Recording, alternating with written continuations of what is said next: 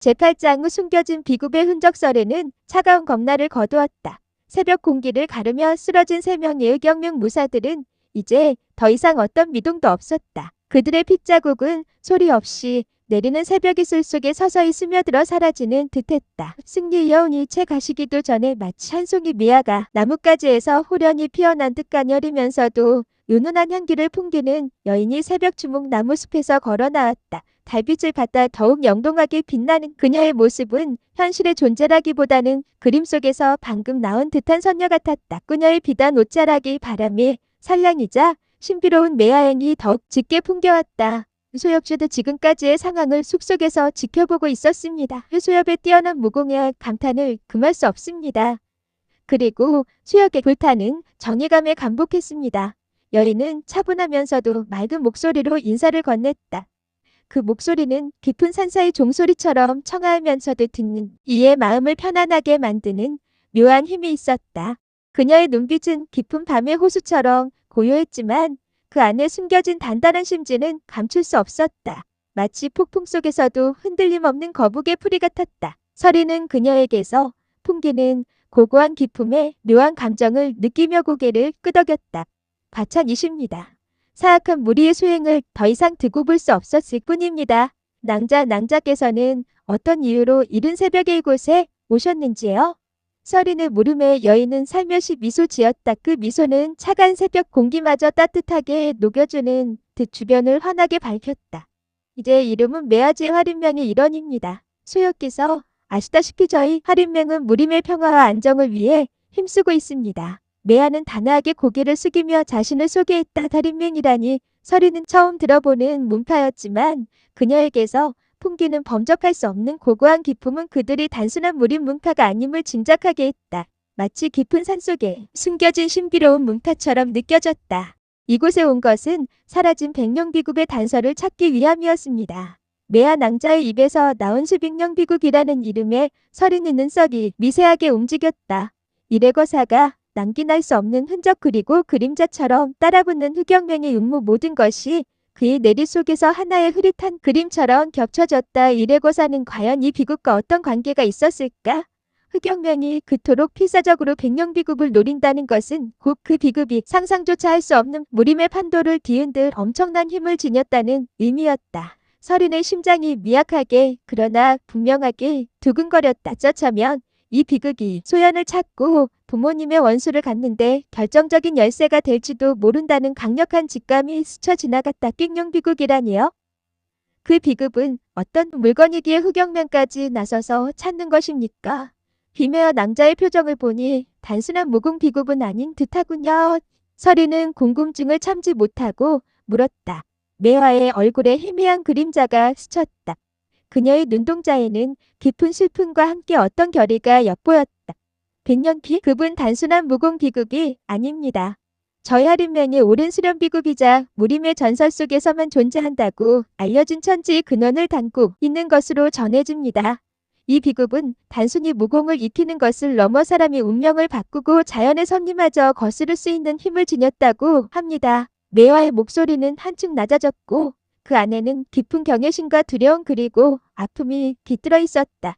마치 자신이 직접 경험한 것처럼 생생했다. 제2비급은 저희 맹주님께서 비밀리에 수련하시던 것이었습니다. 맹주님께서는 백령비급을 통해 무림의 궁극적인 조화를 이루고 혼탁한 세상을 바로잡으려 하셨죠. 그런데 몇 년 전 호련히 맹주님과 함께 감쪽같이 사라져버렸습니다. 쥐마치 새벽 안개처럼 흔적도 없이 내아는 깊은 한숨을 쉬었다. 그 한숨 속에는 화린맹이 겪었을 상실감과 절망감이 고스란히 담겨 있었다. 그녀의 눈가가 살짝 붉어지는 듯했다. 맹주님은 무림에서 손꼽히는 절대 고수셨습니다. 그 누구도 맹주님의 실력에 필적할 자가 없었죠.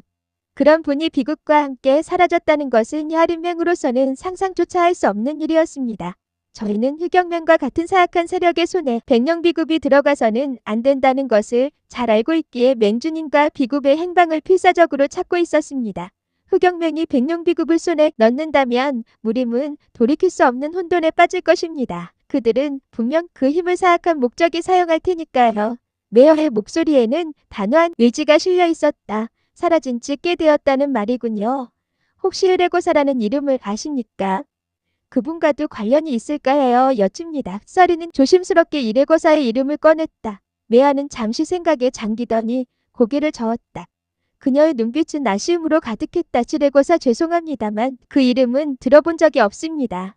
하지만 백령비급의 행방을 추적하던 중 흑영명 내부에서 기이한 소문이 돌고 있다는 것을 알게 되었습니다. 그들은 백령비급이 단순한 비급이 아니라 세상을 뒤엎을 거대한 힘의 근원이자 태초의 기운이 깃든 보물이라고 믿는 듯했습니다. 그 힘을 통해 자신들의 오랜 수건직 무림을 통일하고 모든 것을 지배하려는 계획을 이루려 한다는 이야기도 들려왔고요. 그들의 수건이 무엇인지는 정확히 알 수 없으나 분명 무림을 피로 물들일 위험한 계획임은 틀림없습니다. 흑영명의 그림자는 이미 깊숙이 드리워져 있습니다. 지거대한 힘의 근원이라 서리는 매아의 말에 더욱 깊은 흥미를 느꼈다. 이래거서 역시 비슷한 힘을 언급했었다. 단순한 우연일까? 아니면 이 모든 것이 거대한 하나의 연결고리로 이어져 있는 것일까? 그의 머릿속은 복잡하게 어진 실타래처럼 엉켜 있었다. 그러나 동시에 이 모든 의문들을 풀어낼 수 있는 실마리가 눈앞에 펼쳐진 듯한 희미한 희망이 솟아났다. 이 백령비급을 통해 모든 비밀이 풀릴지도 모른다는 강렬한 예감이 들었다. 소엽의 무공이라면 분명 저희에게 큰 도움이 될 것입니다. 이 험난한 여정에 소엽과 같은 뛰어난 분의 도움이 절실합니다. 만약 괜찮으시다면 저와 함께 백령비급의 행방을 추적해 주실 수 있으시겠습니까? 저희 할인맹은 소엽에게 아낌없는 지원을 약속드리겠습니다. 모든 정보를 공유하고 소엽의 앞길을 밝혀드릴 것입니다. 미아가 서른에게 조심스럽게 제안했다. 그녀의 눈빛은 간절했다. 서른은 잠시 고민했다. 소연을 찾고 부모님의 복수를 하는 것이 그의 최우선 목표였다. 그러나 백령비급과 흑영명의 음모가 이래거사 그리고 자신의 가족과도 연관되어 있을 가능성이 있었다. 게다가 흑영명은 분명 무림의 평화를 위협하는 존재였다. 권선징악의 도리를 지키는 것 또한 그의 확고한 신념이었다. 그의 내면에 깊숙이 자리 잡은 정의감이 끌어올랐다. 단순히 개인적인 복수를 넘어 더 큰 대회를 위해 나설 때가 온 것만 같았다. 좋습니다. 미아. 낭자의 제안을 받아들이겠습니다. 저 역시 흑영명의 음모를 파헤치고 그들의 악행을 멈추고 싶습니다. 하지만 저는 제 나름의 목적직 잃어버린 가족을 찾고 저에게 닥친 비극의 진실을 밝히려는 수건이 있음을 이해해 주십시오. 저희 여정이 할인명의 목적과 완전히 일치하지 않을 수도 있습니다. 메아는 즉시 대답을 하였다. 물론입니다. 소엽의 뜻을 존중합니다.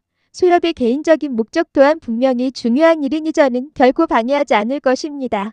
오히려 서로 돕고 의지하며 나아갈 수 있다면 그보다 더 좋을 수는 없겠지요. 미아는 서린의 수라기야식이 돌았다. 그녀의 얼굴에 환한 미소가 번지자 주변의 매연함조차도 향긋하게 느껴지는 듯했다. 마치 그들의 동행을 축복하는 듯했다. 제백령비급의 단서는 주로 고구려 방면에서 포착되고 있습니다. 발경맹의 움직임 또한 그곳에서 가장 활발합니다. 함께 동행하시면 많은 정보를 얻을 수 있을 것입니다. 험난한 여정이 되겠지만 분명 백령비급의 실마리를 찾을 수 있을 겁니다. 메어의 말에 서른의 시선은 저 멀리 북쪽을 향했다. 고구려 그곳에 그의 운명과 엄신 비밀들이 잠들어 있었다. 이렇게 서린은 메어와의 극적인 만남을 통해 백령비급의 존재를 알게 되었고 그의 여정에 새로운 거대한 실마리가 추가되었다. 고구려로 향하는 그의 발걸음은 이제 소연을 향한 애틋한 그리움과 더불어 백령비급의 엄친 거대한 음모를 파헤치려는 사명감으로 더욱 힘을 얻게 되었다. 어둠 속에 드리워진 거대한 그림자 흑영명의 음모는 이제 베일을 벗기 시작할 참이었다. 그리고 그 모든 것의 중심에 운명처럼 이끌린 살인이 써 있었다. 과연 그는 이 거대한 소용돌이 속에서 진실을 밝혀내고 자신의 목적을 이룰 수 있을까?